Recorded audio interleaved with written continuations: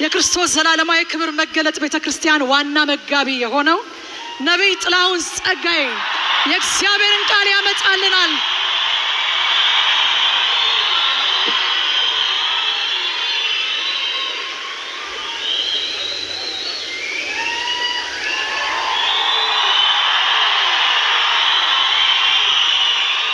ክብር ሁሉ ለወደደን ላዳነን ለኢየሱስ ይሁንለት።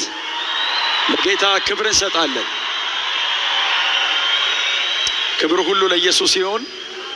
በጣም ደስ ብሎኛል። በቃል ልነግራችሁ ከምችለው በላይ ደስ ብሎኛል። ሐሴት አድርጌያለሁ። በጣም ታሪካዊ በሆነ ፕሮግራም ላይ መገኘት ክብር ነው። ማገልገል ደግሞ ሌላ ክብር ነው። እግዚአብሔር ይመስገን። በጣም ተደስቻለሁ። ይህንን ፕሮግራም ያዘጋጀች የክራይስት ሚሽን ቤተክርስቲያን ዶክተር ተስፋውን እንኳን ጌታ ረዳችሁ። በጣም ደስ ብሎናል። ለጌታ ክብር ጉባኤው። ከዛ በተረፈ ደግሞ በጣም እጅግ በጣም በግሌኔ በጣም መወዳት በጣም ማከብራት በመዝሙሮቿ በጣም ብዙ ስብከት የተቀበልኩባት እህታችን ቃል ኪዳን ሊሊ ደግሞ ዛሬ ከሷ ጋር አብረን ጌታን ለማምለክ እሷን በመካከላችን አለች። በጣም ነው የምንወድሽ። እንደ አገር ነው የምንወድሽ። በጣም ነው የምንወድሽ። ጌታ ይባረክ። ከሷ ጋር አብረው ደግሞ በጣም የተወደዱ እጅግ በጣም የተወደዱ እህታችን አዜብ እንዲሁም ደግሞ እህታችን ቤቲም እኛ መሃል አሉ። በጣም ክብር ለኢየሱስ ይሁን።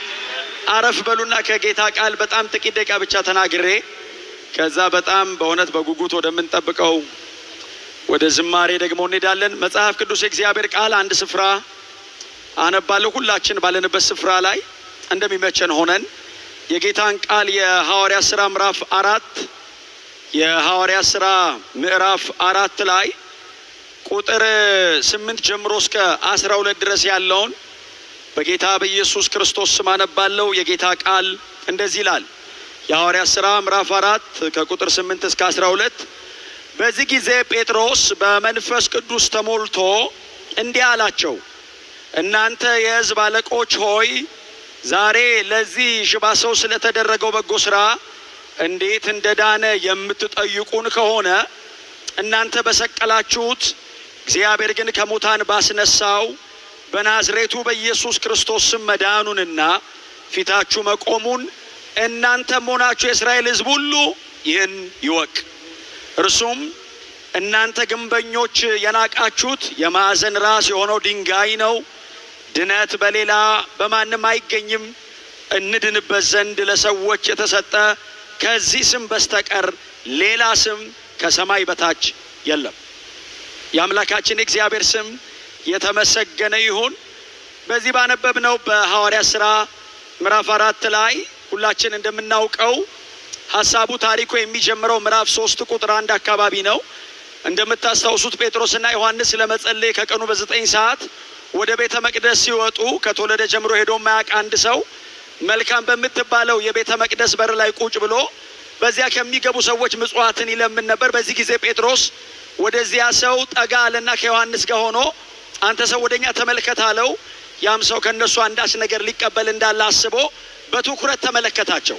በዚህ ጊዜ ጴጥሮስ የምሰጥ ብርና ወርቅ የለኝም፣ ነገር ግን ያለኝን እሰጥሃለሁ። በናዝሬቱ በኢየሱስ ክርስቶስ ስም ተነስና በእግር ተመላለስ አለው። ቀኝ እጁን ይዞ አስነሳው። ቁርጭምጭሚቱ ጸና፣ በኃይል ዘሎ ቆመ።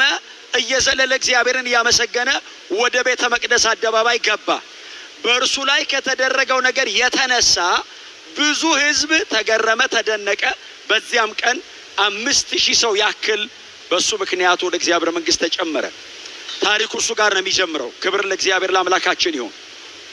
በዚህ ምክንያት ወንድማችን ሐዋርያው ቅዱስ ጴጥሮስ ለተሰበሰበው ሕዝብ ቆሞ ይሰብካል የጌታ የኢየሱስ ክርስቶስን ሞት፣ ቀጥሎም ጌታ ኢየሱስ ክርስቶስ ከሞት መነሳቱን ለተሰበሰበው ሕዝብ እየሰበከ ያለ ድንገት ከአይሁዳውያን ሸንጎ የተላኩ የነሱ ባለሟሎች እነ ጴጥሮስን ከሕዝብ መካከል አግባብተው ይዟቸው ይወጣሉ። ያነበብነው ምዕራፍ 4 ከቁጥር 8 ጀምሮ ያለው ሐሳብ ቁጥር 7 ላይ ለተጠየቁት ጥያቄ የመለሱት መልስ ነው። እንደዚህ አይነት አሜን የሚል ጉባኤ እንደዚህ ጌታን ለማምለክ ያምልኮ ኪዳኑን ለማደስ የተሰበሰበ አይነት ጉባኤ አይደለም። ጴጥሮስ ቆሞ የሰበከው ሊፈርዱበት ሊወስኑበት ከቻሉም ሊገሉት በሚችሉ በፍርድ ቤት ቆሞ ኮርት ላይ ያቀረበው መከላከያ ነው። ፍርድ ቤት ውስጥ ቆሞ ተከሰሃል፣ በማን ስምና በምን ኃይል ነው ይሄንን ተአምር ያደረከው? አንተም ሆንክ አብሮ ያለው ዮሐንስ በማን ስምና በምን ኃይል ተከሳቸዋል ሲባሉ የፍርድ ቤት መከላከያቸው ነው ኢየሱስ። ኮርት ላይ ቆመው በድፍረት ቀና ብለው የሚሰብኩት የመጨረሻ መልእክታቸው ኢየሱስ ነው። ጴጥሮስ ቆሞ የሚሰብከው የኢየሩሳሌም የሸንጎ ጉባኤ ኢየሱስን ሲሰቅል ያልተንቀጠቀጠ ጉባኤ ነው። መሲህ ሲሰቅል ያልፈራ ጉባኤ ነው። እነሱ ፊት ነው ቆሞ የሰበከው። ሊገሉት ይችላሉ። ሕይወቱን አስይዞ ነው ወንጌል የሰበከው።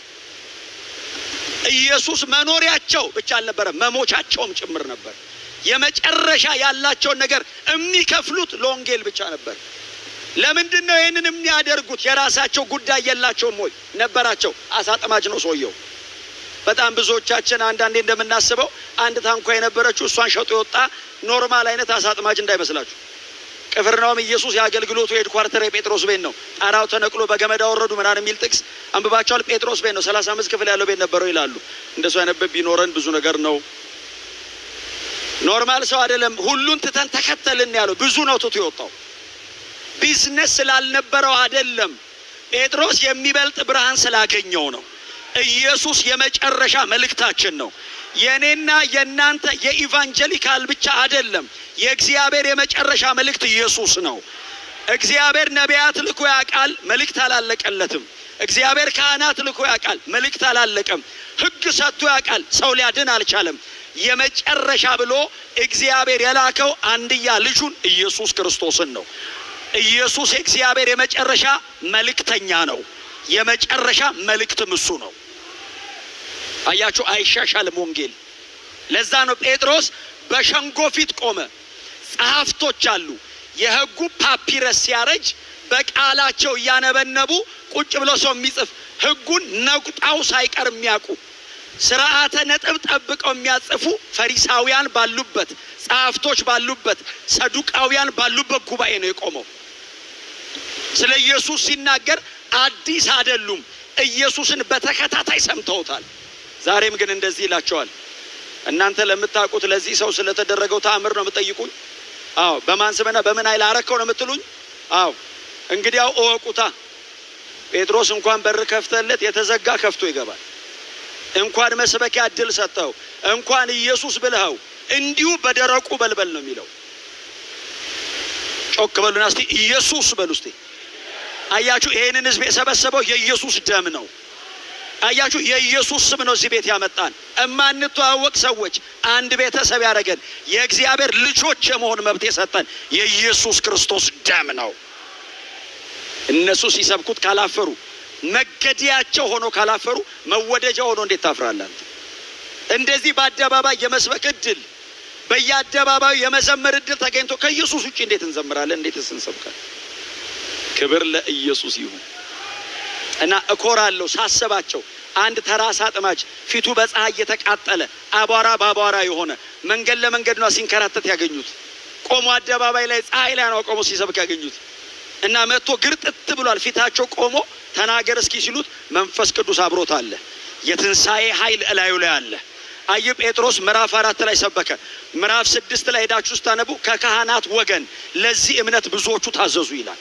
ገንጥሏቸው ወጣ። ክብር ለኢየሱስ ይሁን።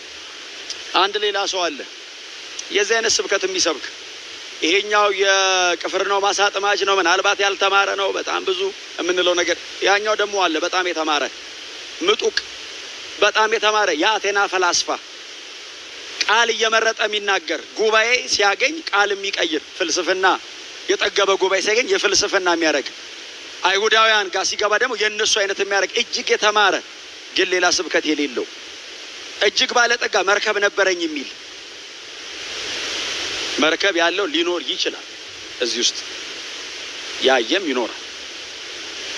ጳውሎስ ግን ይበልጠናል። አቴና ፍልስፍና አጥንቷል። አሌክሳንድሪያ ገብቶ ጂኦሜትሪ ምናምን አጥንቷል። ኢየሩሳሌም መጥቶ ዲቪኒቲና ጂኦሽሎ አጥንቷል። 3 PhD ያለው በጣም ብዙዎቻችሁ ወጣቶች ትታዩኛላችሁ። በእውነት በጣም በትህትና ወንጌል ስለሆነ አንተ ስንት አለ በሉት።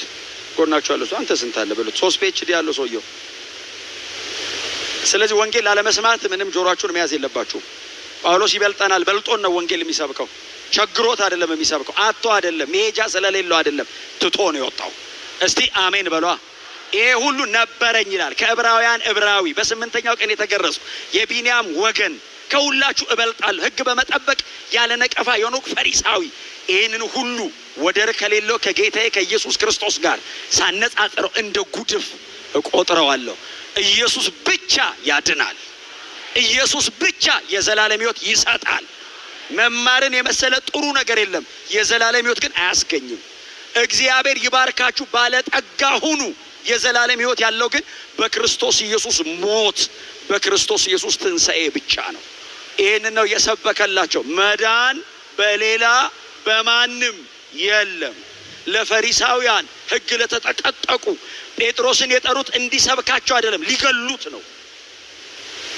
ስለዚህ ማምለጫ አይደለም እየሰበካቸው ያለው፣ እንዲህ ለቀውት እንዲሄዱ አይደለም እየታገላቸው ያለው፣ መገደያው ጋር ነው የሚጠጋው። መዳን አላቸው በሌላ በማንም የለም፣ እንድንበት ዘንድ ከሰማይ በታች ለሰው ልጆች የተሰጠ ስም ኢየሱስ ክርስቶስ ብቻ ነው።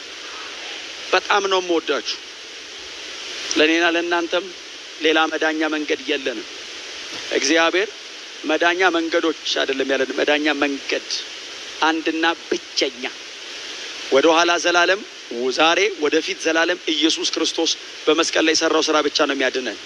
ሌላ መዳኛ መንገድ የለም። ዛሬም በዚህ እንድንሰበሰብ ወዳጆች ሲጠሩን ይህንን ያዘጋጁልን ሰዎች አንዱ ይህንን መልእክት እንድንሰማላቸው ፈልገው ነው። ስለዚህ ከኢየሱስ ክርስቶስ ውጪ መልእክት የለንም። ከኢየሱስ ክርስቶስ ውጪ መልእክተኛ የለም። ሁሉም ሰው ባለበት ስፍራ አንገቱን ዝቅ አድርጎ ይጸልያል። ክብር ለኢየሱስ ይሁን።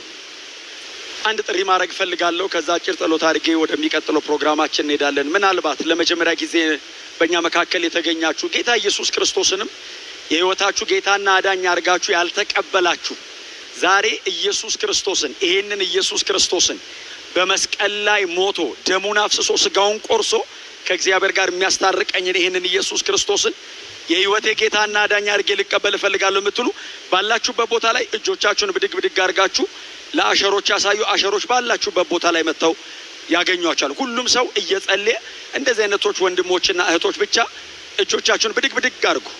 ኮሽ እግዚአብሔር ይባርካችሁ። እጆቻችሁን ከፍ ከፍ አድርጉ። የዚህ ጉባኤ ትልቁ አንዱ ዓላማ ይሄ ነው፣ የሰዎች መዳን። የት ጋር ነው ያለው? እንደዚህ አይነት ሰው ካለ ሰዎች ይዛችሁ የመጣችሁ ሰዎች አበረታቷቸው። የመዳን ቀን ዛሬ ነው። የተወደደችውም ሰዓት ይህች ናት። ከፍ እጆቻችሁን፣ እግዚአብሔር ይባርካችሁ። እጆቻችሁን ከፍ ብድግ ብድግ አድርጉ። ጎሽ እግዚአብሔር ይባርካችሁ፣ እግዚአብሔር ይባርካችሁ። ምናልባትም ሰው ይዛችሁ የመጣችሁ ምናልባት ወደ መሃል ያሉ ካሉ ለአሸሮች ምልክት ስጧቸው።